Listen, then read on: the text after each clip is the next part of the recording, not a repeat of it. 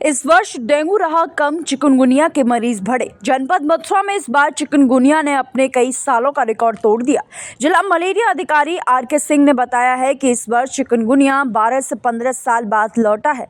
हर बुखार का हर दूसरा मरीज चिकनगुनिया से पीड़ित पाया गया, जबकि डेंगू और मलेरिया के मरीज इस वर्ष कम रहे। आंकड़ों की बात की जाए तो पिछले वर्ष जनपद मथुरा में 189 डेंगू के मरीज पाए गए, तो इस वर्ष मात्र 87 मरीज डेंगू से पीड़ित पाए गए हैं। बात करें मलेरिया की तो पिछले वर्ष मलेरिया के 15 मरीज जनपद मथुरा में सामने आए, तो इस वर्ष 8 मरीज ही मलेरिया से पीड़ित मिले।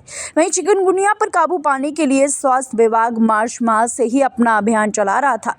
जगह जगह दवाओं का छिड़काव किया गया था। वहीं उन्होंने ये भी बताया है कि जिस मच्छर के काटने से डेंगू होता है, उसी मच्छर के काटने से चिकनगुनिया भी होता है। मलेरिया और डेंगू के केस लगभग समाप्ति की हो रही हैं।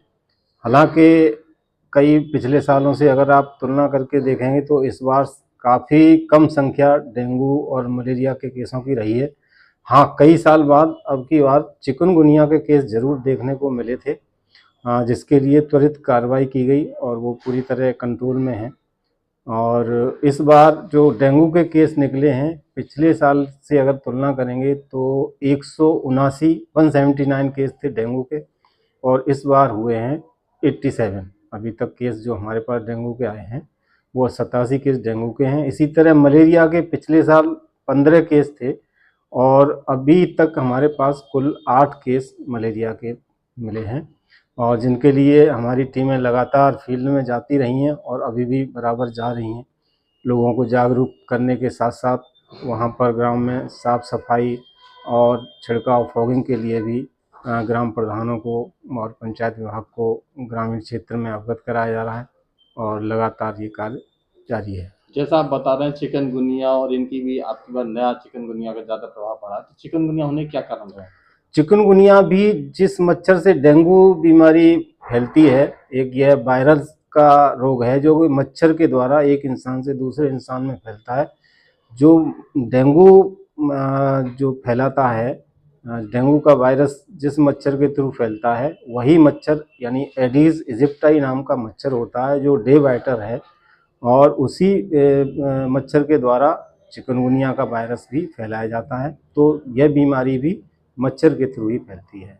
मच्छर के थ्रू जो बीमारी फैलती है लगातार प्रतिवर्ष आती है, तो विभाग के द्वारा इस संबंध में क्या क्या तैयारियां पहले से की जाती हैं और वर्तमान में क्या स्थिति चल रही है? हालांकि चिकनगुनिया कई साल बाद मैं समझता हूँ लगभग 12-15 साल के बाद में यहाँ देखने को मिल रहा है। इसके लिए जिसके लगातार टीमें हमारी महीने मार्च से ही लगातार टीमें क्षेत्र में जा रही हैं, जिनके द्वारा लोगों को जन जागरूकता और स्टाफ के द्वारा, हमारी आशा बहनों के द्वारा जो संचारी अभियान चलता है उसमें घर घर जा कर के भी ये चीज़ें बताई जाती हैं कि हमको मच्छर जनित बीमारियों से कैसे बचा जाना है, हमें ये मच्छर कब काटते हैं, कहाँ काटते हैं, इनकी ब्रीडिंग कहाँ होती है, इन सब के बारे में डिटेल जानकारी दी जाती है।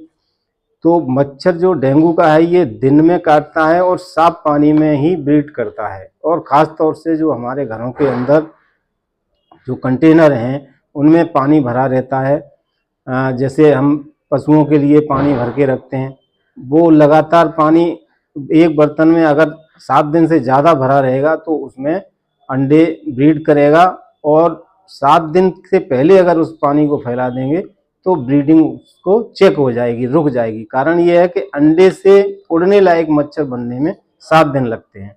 इसलिए कहा जाता है बार बार कि इस चक्र को तोड़ें। 7 दिन से पहले अगर बर्तन खाली करके उसको सुखा के दोबारा पानी भरा जाएगा तो जो उसमें अंडे होंगे या लार्वा होंगे वो ख़त्म हो जाएंगे और एडल्ट मच्छर नहीं बन पाएगा। इस तरह मच्छरों की आबादी कंट्रोल रहेगी, और जब मच्छरों की आबादी कंट्रोल रहेगी तो डेंगू, मलेरिया, चिकनगुनिया जैसी बीमारियां अपने आप ही कंट्रोल हो जाएंगी।